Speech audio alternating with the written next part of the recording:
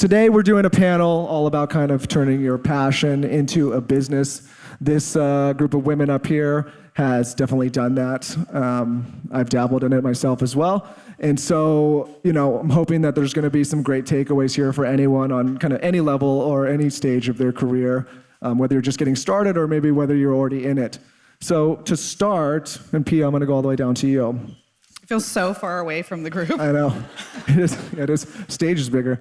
There's something that we talk about all the time, which is, if you find what you love, you'll never work a day in your life. And I kind of battle with this, but when you think about that question, if you find what you love, you won't ever work a day in your life. Do you agree with that sentiment or not? Yeah, I mean, being an entrepreneur is savage and will cut you into a million pieces. And so if you don't wake up every day with this burning desire to share with the world this thing that people need to have in their life, it will steamroll you.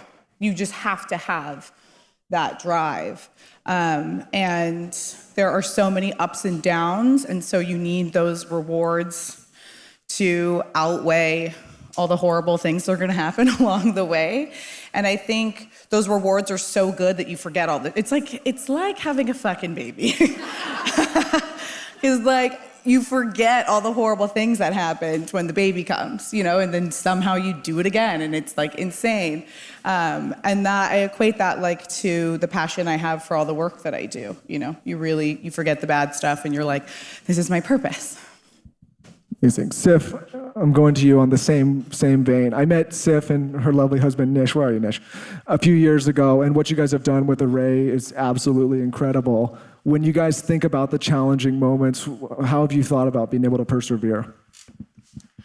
So I think, as Pia said, you have to be really obsessed with what you're doing. And I think oftentimes I'll have conversations with people in my DMs, and they'll be like, oh, I want to be an entrepreneur, but I don't know if I'm ready to take the leap. And I always say that you have to be truly obsessed with what you're building, because that's what gets you through the bad days. You can't be motivated by things like money or an outward kind of look of success. I think you have to be so driven by purpose and know that what you're building is making the world a genuinely better place. And that's what kind of gets you through the really shitty days, because as Pia said, you really go through it, And I think that a lot of entrepreneurship can be kind of glamorized from the outside, but you're really in the shit day to day, and you have bad things happen. And yeah, if you're obsessed with what you do, none of that matters though, Sammy, not Yes. When you guys turned your passion into, what did the early days look like for those that are maybe thinking or sitting on an idea and there's something they're fired up about? What did it look like in the beginning for you guys? Oh my gosh, it looked like the back of a coffee shop filming my workouts. It looked like she said, it can look really easy and glamorous. And I feel like half the time we're guessing. We're just I think this works, let's go with it. So it looked like us being scrappy, but having fun and just continuing to follow our why and why we're doing it, building this community, loving what we're doing. And it's okay if it's scrappy. People can feel the heart and soul, and that's what's most important. And when you think about the early days, how long did it take until you felt like you guys were onto something? Maybe this Sammy can answer. It's confusing with both Sammys up here today. Also, everyone looks so amazing. I cannot get over this crowd. I feel like the early days, we would immediately start to hear from the community and hear all of the beautiful stories of the lives that we were changing. So I think the success was pretty immediate in that after the first workout or the first recipe or the first meditation, we were already hearing from our community and giving her what she really needed and the tools to feel her best self. So I think for us to see, the financial success of the entrepreneurship journey, it might have taken a bit longer, but the community stories are really what kept us going from day one. I like this topic a lot because people will see something like Dear Media now, and I think if you haven't been around for a long period of time, some of it seems like it's gone really fast. But when Lauren and I started talking, go back. Lauren started her blog, I think, in 2009, so it's been a while. And when we started podcasting together, it was 2016. And Dear Media wasn't really up and going until 2018. In the beginning, we made no money doing anything on a mic, right? It was just kind of doing it out of a labor of love. And so I think for those out there that are thinking about turning a passion or a side hustle into something, sometimes it takes time, and sometimes you're not going to monetize in the beginning, and sometimes it'll feel like you're kind of schlepping through it. But if you're patient and you wait long enough, and you're doing something you truly love and you persevere, a lot of things can happen. And for people that are kind of just starting, sometimes I think the context of how long something takes gets lost, and people want it really quick. And from what I've seen and knowing you women up here, that's just not how it typically happens. Pia, how long until you personally felt like you were starting to see some initial success on that lane? When how many years until you're like, okay, I've got my footing here? I have a lot of different brands. Too many. By the way, there's a mom here, and I think I'm emotional seeing you holding your child. Because for you to show up here, you're I really want to be here and hear what these women are saying, and to not think you have to stay home. You're doing right by your child and yourself. Ugh. I'm so too pregnant.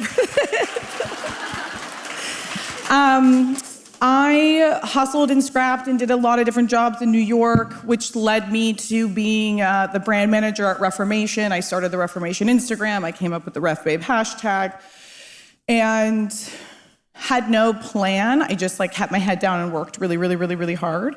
And I didn't think anyone was watching or listening. And then Risa from Revolve came to me and said, we're seeing a lot of success with what we're doing, and we're realizing that we can do our own brands. Do you want a brand? And that was so crazy, because I just felt like I had my head down and was working so hard at Ref that it was such a part of my identity.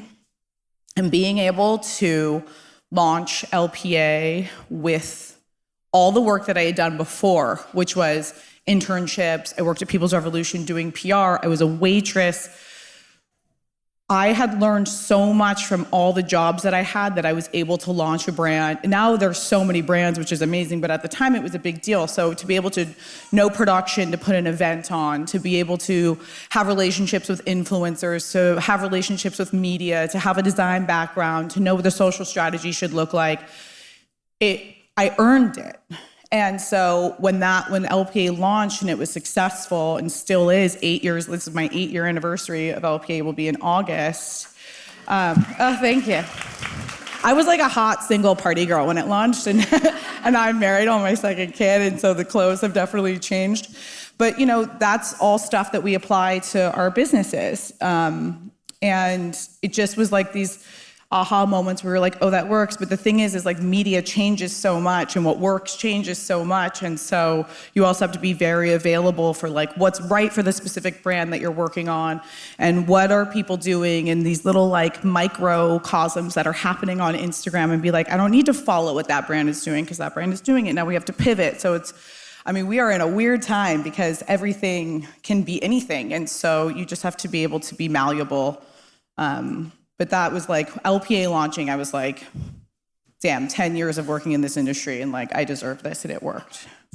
Following up that vein, Sif, if you could go back early days when you guys were starting Array, and for maybe people that are just about to start the journey, what are some things that you would have done differently knowing what you know now, or that you would caution people to avoid? Ooh, honestly, I think that so much of what we did kind of got us here. But in terms of advice I would just give to myself, either even just before we started Array or right early on when we did, was that number one, there is really no such thing as an overnight success. And it just takes time to build these things. And number two, what I would say is follow your gut. When you have an idea, fact of the matter is that entrepreneurs are early to things, okay? And so people around you they may not get what you're doing. They can still be supportive, but they may not get what you're doing, and that's okay.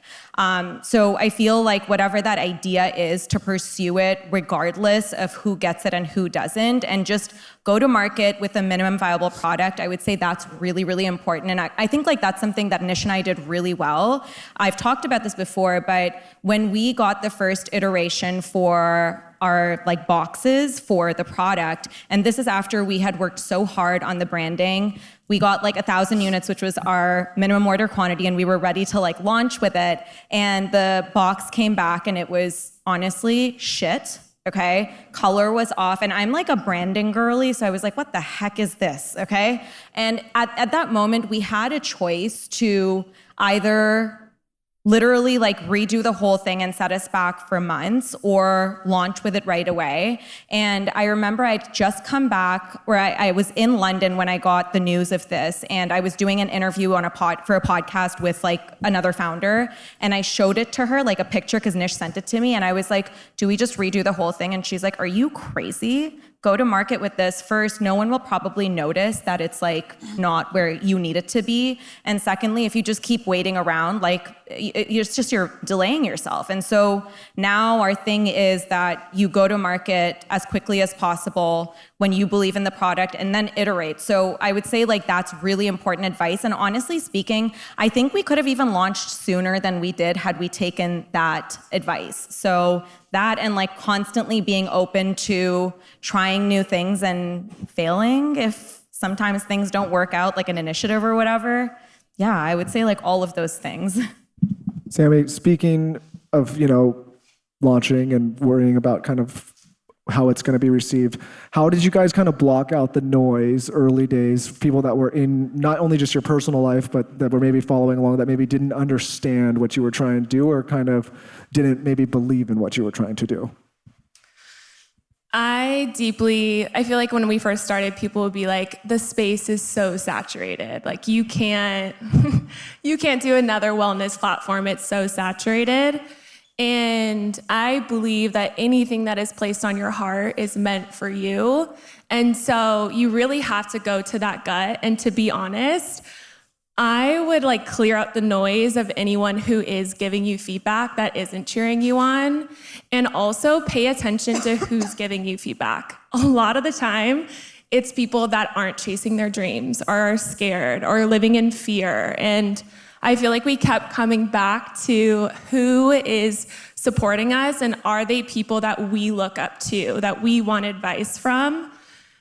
Because you will always have people telling you it's saturated, we don't need another wellness platform. And I'm like, no, we do, because I have it on my heart and I know that this needs to be out there.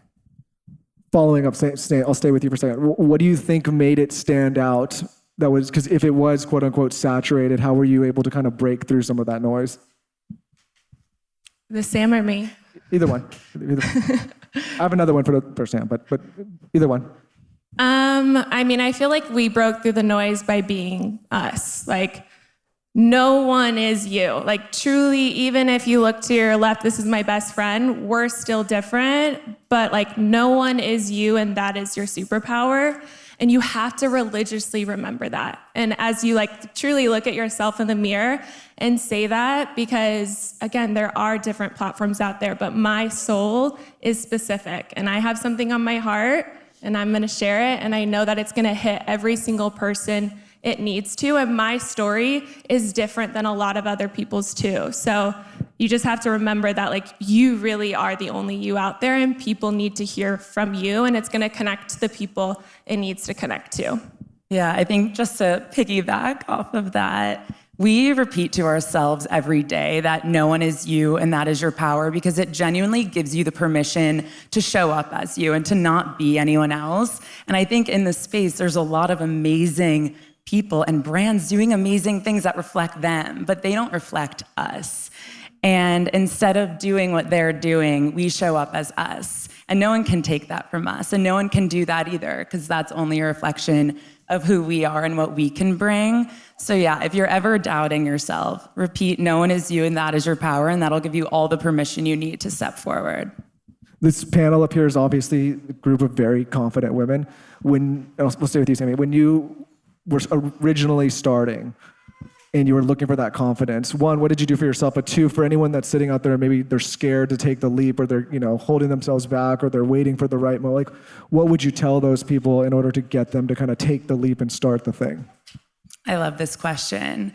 I honestly am still working on my confidence. Even sitting right here in front of you is such the progress of me stepping into my own personal power.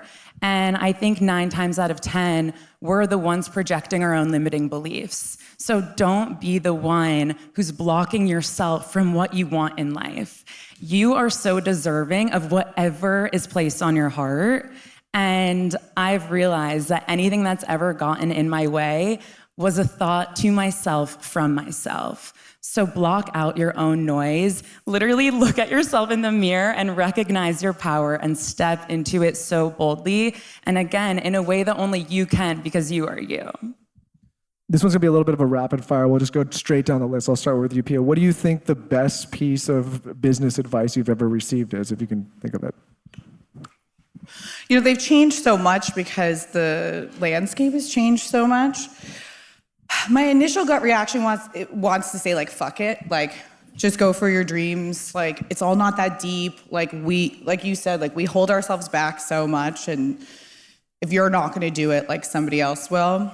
But I want to also say, like, and we talked about this backstage, Michael, my husband has like luxury heritage menswear brand and like gave up his job to move to America to be with me. And we like started this company from our dining room table. And I was like, I have come from Revolve and I'm like, let's fucking go. Like year 2, we're gonna hit these sales and we're gonna do this, we're gonna do these activations. And he was like, I'm not doing any of that. Like, he was like, it needs to be slow and so thoughtful and meaningful. And I'm not gonna cheapen my brand and I'm making it in Italy and I'm finding these factories. And I mean, he's from Italy and they do things much slower. And it has killed me the last 5 years. And now the benefits are coming and they're coming big. And it's because he listened to his intuition and he didn't do the trendy fast thing to make the money fast because money is not his goal.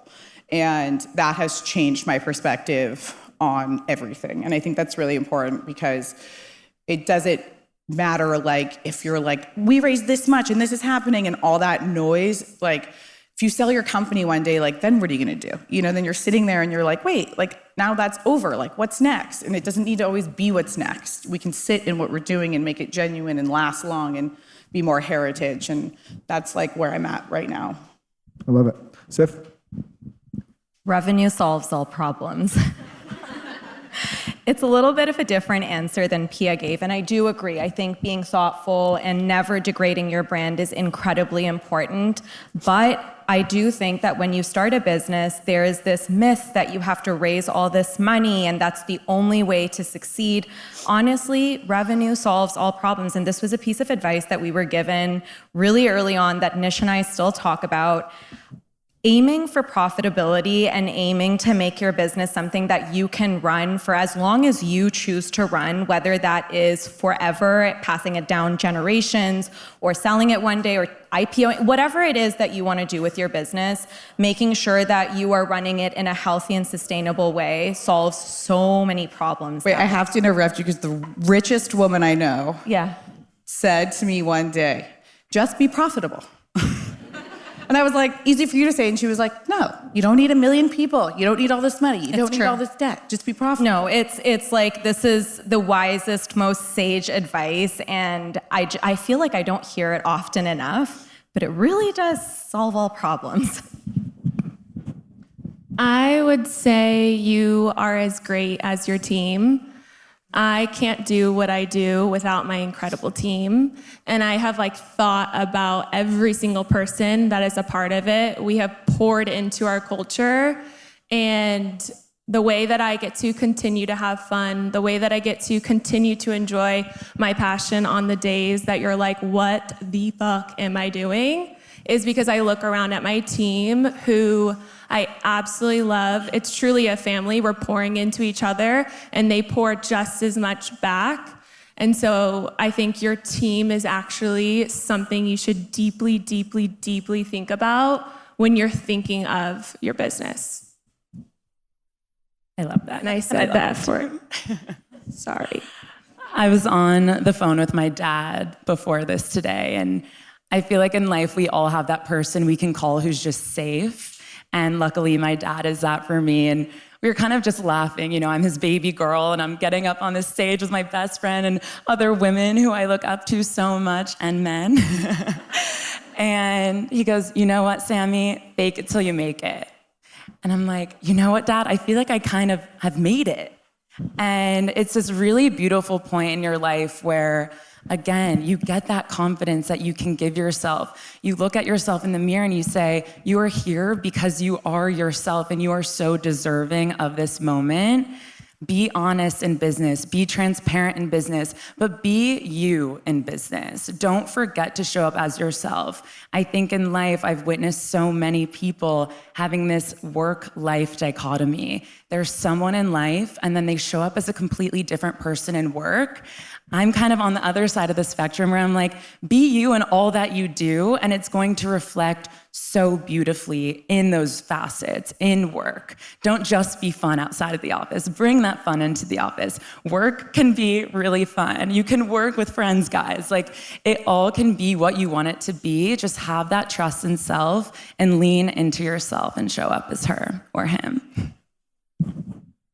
When you guys stumble, and I personally believe that most of how I go through my own personal life and business life is I'm just stumbling like 9 out of 10 times. And it just happens to be the one time I don't, it kind of cancels out the rest. But I don't think you can do anything without having a bunch of little micro, I don't even want to call them failures, but kind of bumps along the road. When you guys stumble a bit or you make a mistake or what you deem to be a mistake, how do you manage that? And the reason I say this is I think a lot of what holds people back is this fear of failure and worrying about what people are going to think if you make a mistake.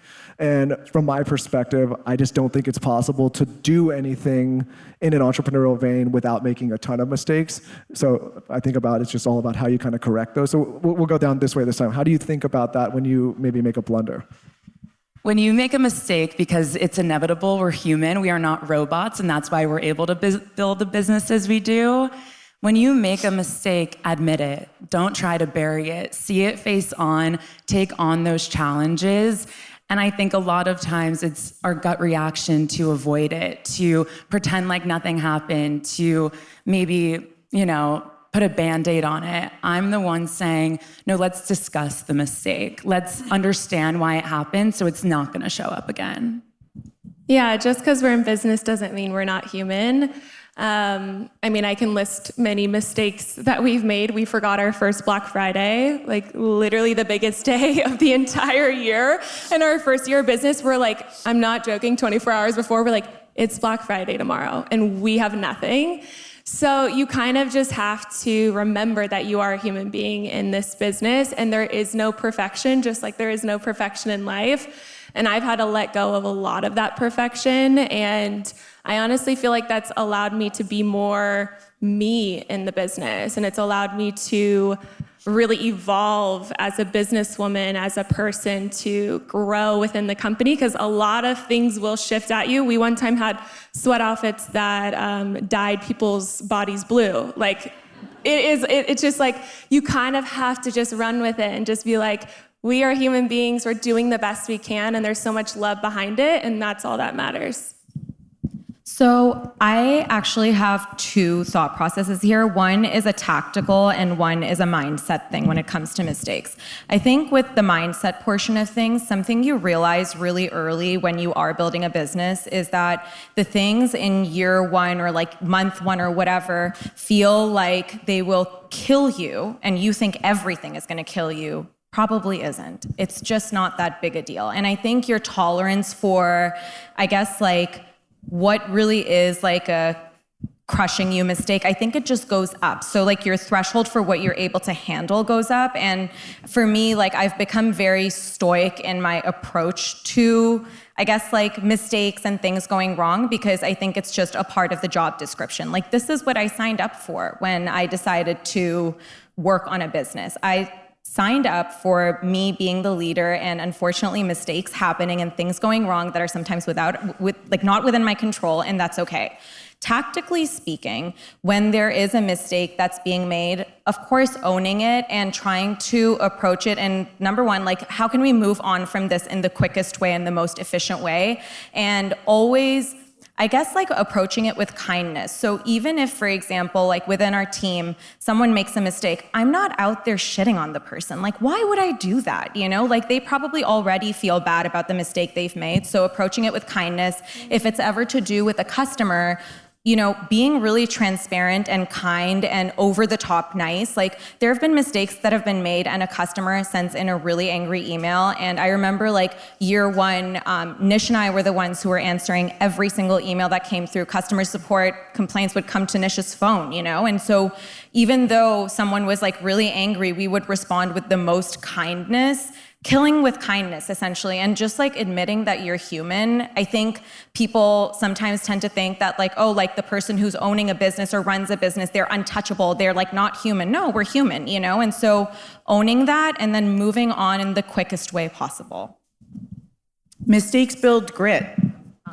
It's like, it's inevitable. It would be weird if you made no mistakes. I don't know what human does that. It's also, that's what brings like the passion and the depth and like, I mean, I've like found my husband like crying on the floor. Like, I don't think I can do this anymore. And like, those are the moments where it's like, you really have to like look at yourself and be like, yeah, like, what am I doing? Do I need to keep doing this? Also, sometimes things are just out of your control and it's like, rejection is God's protection also. Like, you don't know that you need to go that way and a big fat fucking failure is gonna pop in front of you and you're gonna think, what am I gonna do? And then a month later, you're gonna be like, oh, because I was supposed to go this way. That happened to us very recently. I mean, my funniest stories are from my failures. I brought the wrong collection to Vogue when I worked at People's Revolution and it was my birthday and my boss screamed at me in the lobby at Vogue and I cried and I was like, this is such a New York story. Like, you know what I mean? Like, and I never made that mistake again. So it's just part of what builds the grit. And I'm so, for as like last minute and like, I'm not very organized. I'm not somebody who's like very organized, but it's because I have so much knowledge. Like, I just know I've experienced. And so all of that comes from experience. And without those failures, you're never going to be able to remember how to move forward properly. It's just, it's so important. Lauren finds me crying on the floor a lot too. Don't tell him I said that. A couple different reasons. Okay, we have a little time and I want to make sure that we open it up to some questions just to make sure that we get through a few. So if anybody, do we have a mic runner?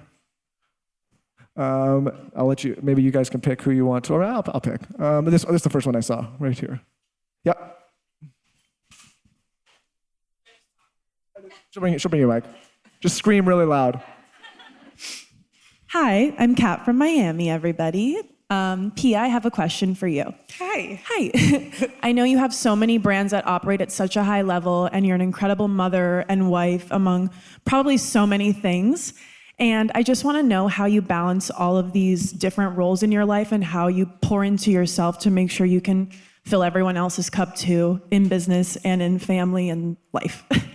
I don't think that what I'm doing is necessarily like healthy for many people, and but I mean that realistically in that this is my personality. So I think we have to be like, and I try not to always talk about all the things that I'm working on because I'm like, it's not good to encourage people who aren't like me to think they need to act that way. I can't sit still.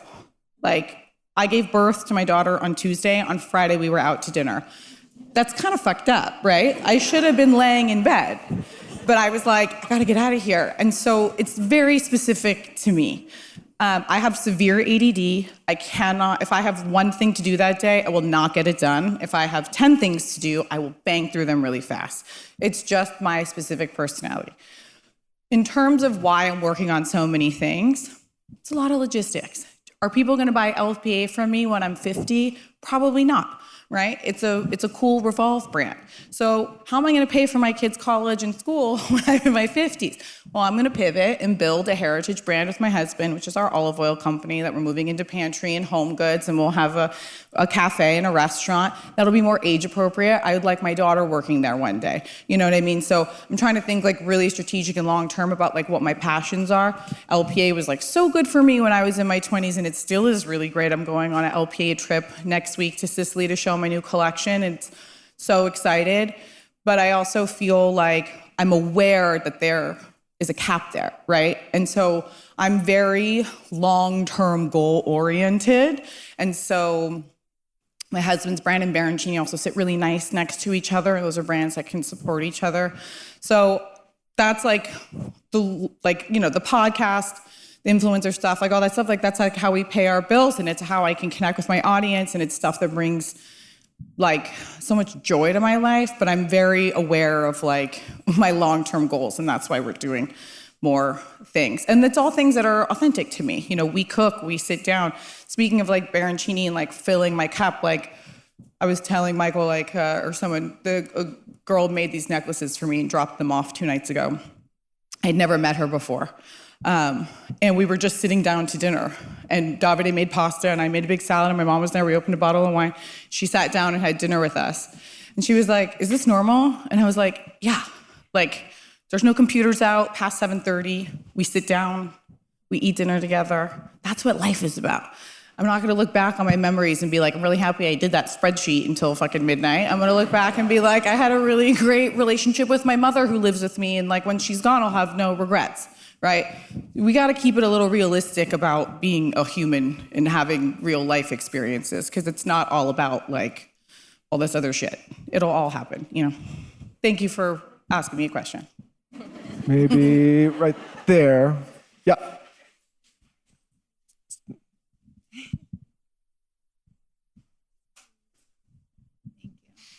I can't believe I'm looking at all of you in person. This is so weird. So how do you take your business failures and success when they feel so personal, but how do you not bring those into your personal life? I can take this. I think, number one, the question that you should ask yourself and like really reflect on is, when did I learn the most in my life, and when did I grow the most in my life? And you will notice that it's not from the times that were happy and great and life was perfect. It just isn't. It's not from when you are making a ton of money and you have the perfect day and, you know, everything is great. It's always from the times that you have faced some sort of a challenge. If you've made a mistake, you stumble and you realize that, okay, like it's time to get back up and this is how I would do it differently. In terms of the personally thing, look, I think that something that you have to learn really quickly, and I advise everyone learns really quickly, is that you can't let things hurt you personally, because when you're on a journey of entrepreneurship, your self-worth cannot be rooted in external things, right? Because otherwise your identity is so intertwined with the business that on a bad day you feel bad about yourself, and on a good day you feel good about yourself. And I think it's a pretty natural thing to go through, but in order for it to be sustainable and for you to be like, I think, emotionally healthy, at least in my case, is to realize that nothing's personal and it's all okay. Like, my self-worth is from inside. It's not based on what mistakes are happening or something's going wrong. Like, of course I have bad days. Like, this is not toxic positivity or anything like that, but I've just learned to cope with it. And I realize that it's, again, like, it's a part of my job description. Things will go wrong and I'm resilient enough to get back up and figure it out. There. Yep. Sorry, I'm like picking the hardest ones to get to. Sorry. Awesome. Thank you so much. This is more of a piece of advice that I think a lot of people may struggle with having a corporate career and also a side hustle. So I've been in corporate for 11 years, and I've always had this dream of, I want to be CEO of a Fortune 500 company. I want to run businesses. But then social media and podcasting also has been this like other personality that I have, and I've been able to do both. Luckily, the company doesn't really know what I'm doing on the side. And I've been able to surpass my income on social media more than my corporate career, and I don't know when is the right time to leave, when I want to do both, because they both fulfill me. So I don't know. And everybody's like, just quit your job and do it, and that's great, but I've been building this career for 11 years as well that fills me as well. I mean, off the back, you seem so dynamic. And I think to Pia's point, maybe you are the girl that can do it all. And I think that's maybe just a question for you to sit with and meditate with. Like, are both of these things meant for me? And can I have both of them? Do you want both of them? And if so, they're yours to have. If you're killing it in corporate for 11 years, but you have this fun balance on the side, I wouldn't even call that a side gig. You're just a woman who can crush at 2 jobs because that is you and you're amazing. Wow, thank you so much. Love it. Can you hire someone? Sorry? To help you? Can you hire someone to help you with the social stuff? So I have a marketing agency that I use, and they take care of all the posting and editing the podcast and everything. But I think there's a point where people in my company are starting to be like, she's throwing all these events, and people are like, I'm building Whatever, a you don't have a community. non-compete with that company, so you can do what you want. True. But I think it starts to become weird where at some point they're going to be like, what is she doing? And I don't know if it's going to not help me get to where I want in the company. But yeah. If it makes you feel any better, my 2 cents on this is like, and I say this to anyone that's thinking about jumping from corporate or Byron to go do their own thing, like, you can always go back. And it maybe not be with that company, but you'd always go back. And I think about this a lot because I think people think about making this decision, like, I'm gonna go take the leap and bet on myself. And they think it like means that they gotta burn everything down in the past. Like, you still have a resume, you still have an experience. I'm sure there's many companies that would love to work with you. So for anyone that's like thinking about this, you can always do it. And then if it turns out it's not what you like, you can always go back. You know what I mean?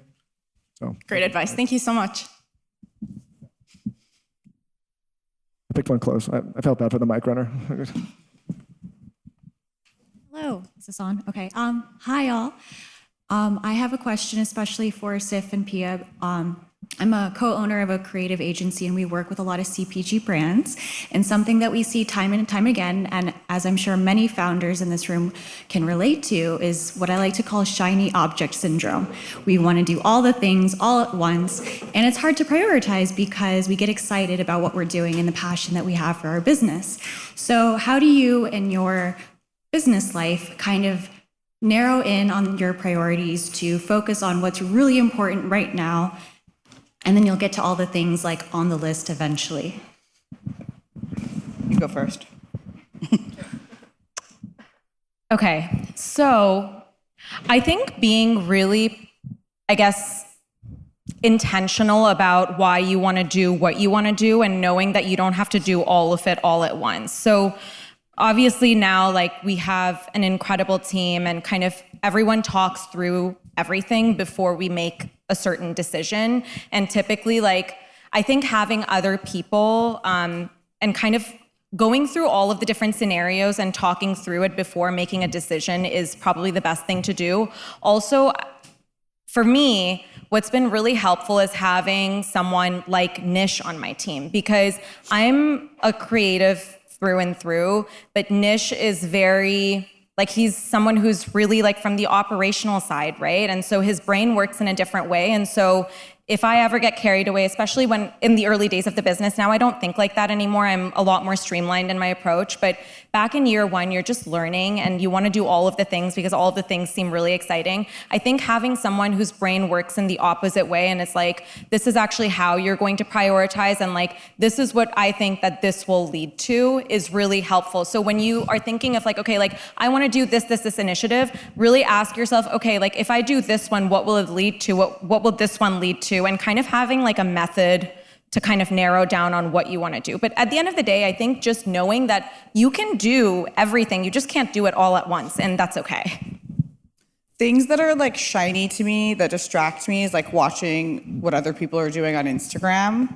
Like, so I launched LPA 8 years ago. There weren't a lot of brands. Now there's like 1 million in my category. And I'm like, damn, I'm like almost 40. And like, these girls are like young and have better bodies than me. And they're doing this activation. And that one's opening up a store. And that one's doing this. And I'm like, fuck. Like, I'm behind. Like, Baroncini, I have to raise money for are for that right now. And like, there's like a million non-Italian girls that like went on a vacation and have launched like all these Italian brands in the meantime. And I'm like, fuck me, that was my idea like 5 years ago. And I'm just like, and I get this panic because I'm like, I'm supposed to be doing that. I'm supposed to be doing that. But then I'm like, it doesn't matter. Like, here's what I think is very important for everybody. Because there are so many brands, and it's like what the girls were saying earlier. You are your person and you have your people and they follow you where you go and they are watching what you're doing. And that's like your tribe. So what another brand is doing is great for their tribe and like that's their journey. But I don't need to like open a store or do a pop-up because like my customer knows when a new launch comes, like they're there waiting for it. And it's like, the pop-up is the shiny thing that's gonna cost me a lot more money than it's gonna make me, right? But it looks good on the internet. So you really have to like have those options. Like fashion's insane because a lot of the things that like really bring like a lot to a brand cost like hundreds of thousands of dollars and doesn't mean that they're profitable. And I care about being profitable. So if that means being a little less shiny and being in my corner doing my thing, then I've had to sit with that and be like, that's what matters, right? Is like not being the girl who's like the most like even with like my Instagram followers, like I've been in my like little happy pocket for a long time. I don't want to have millions of followers on Instagram. I'm already having a hard time with what I have. I can't take more. So I think it's just like putting your feet into where you are and knowing that it's good for you and your community is really important instead of chasing the other things that maybe look good. Because a lot of those things that look really good, like I said, are probably not even super profitable. So I have to like remind myself that. I think that's a good place to end. Round of applause for these incredible women. Thank you, guys.